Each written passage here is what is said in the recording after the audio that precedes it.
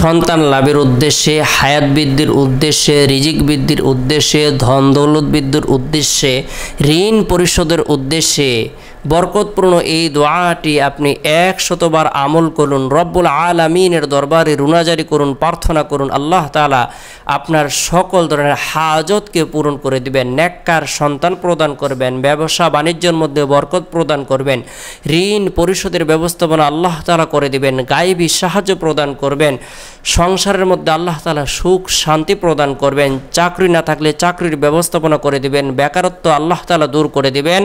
বরকতপূর্ণ এই দোয়াটি আমরা যে কোনো ফরজ নামাজ সম্পূর্ণ করার পর গুনাহ মাফের উদ্দেশ্যে তওবার নিয়তে 100 বার ইস্তিগফারের আমল করে নেব। আস্তাগফিরুল্লাহ রাব্বি মিন কুল্লি যামবি ওয়া আতুবু ইলাইহি, আস্তাগফিরুল্লাহ রাব্বি মিন কুল্লি যামবি ওয়া আতুবু ইলাইহি। যে ব্যক্তি বিগত দিনের গুনাহের কথা স্মরণ করে, অন্যায় অপরাধের কথা স্মরণ করে, নাফরমানির কথা স্মরণ করে গুনাহ মাফের উদ্দেশ্যে তওবার নিয়তে ইস্তিগফারের আমল করবে, যদিও তার গুনাহ সমুদ্রের ফেনা পরিমাণ হয় না কেন, মরুভূমির বালুকারাশি পরিমাণ হয় না কেন, আল্লাহ তাআলা তার জীবনের সকল গুনাহ খাতাগুলো ধুয়ে মুছে নিষ্পাপ করে দিবেন। আল্লাহ পাক রব্বুল আলামিন তার পদমর্যাদাকে বৃদ্ধি করে দিবেন, তার ধারণার বাইরে রিজিক প্রদান করবেন। এরপরে রাসূল সাল্লাল্লাহু আলাইহি সাল্লামের প্রতি মহব্বত রেখে, ভালোবাসা রেখে, আন্তরিকতা রেখে যে কোনো দুরুদ শরীফ 100 বার আমল করব। ছোট্ট দুরুদ হলো সাল্লাল্লাহু আলাইহি সাল্লাম, উত্তম দুরুদ হলো দুরুদ ইব্রাহিম, যে দুরুদটি আমরা নামাজের মধ্যে পড়ে থাকি, সেই দুরুদটি হলো উত্তম দুরুদ শরীফ।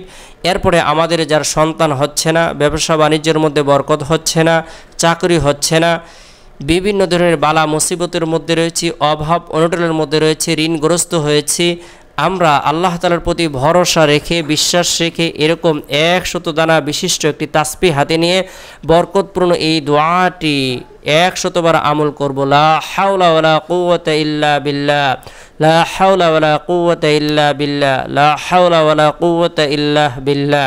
100 বার আমল করার পর রব্বুল আলামিনের দরবারে কাকুতে মিনতি করে প্রার্থনা করব, দোয়া করব, রুনাজারি করব, হায়াত বৃদ্ধির উদ্দেশ্যে, রিজিক বৃদ্ধির উদ্দেশ্যে, ধন দৌলত বৃদ্ধির উদ্দেশ্যে, সন্তান লাভের উদ্দেশ্যে।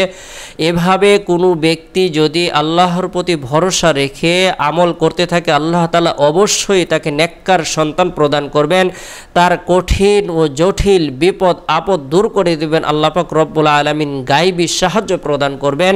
লা হাওলা ওয়ালা কুওয়াতা ইল্লা বিল্লাহ। অসৎ কাজ থেকে বেঁচে থাকার শক্তি কারো নাই, আল্লাহ তাআলার তৌফিক ছাড়া, ক্ষমতা ছাড়া। আল্লাহ তাআলা আমাদের সকলকে লা হাওলা ওয়ালা কুওয়াতা ইল্লা বিল্লাহ এই দোয়াটি আমল করার তৌফিক দান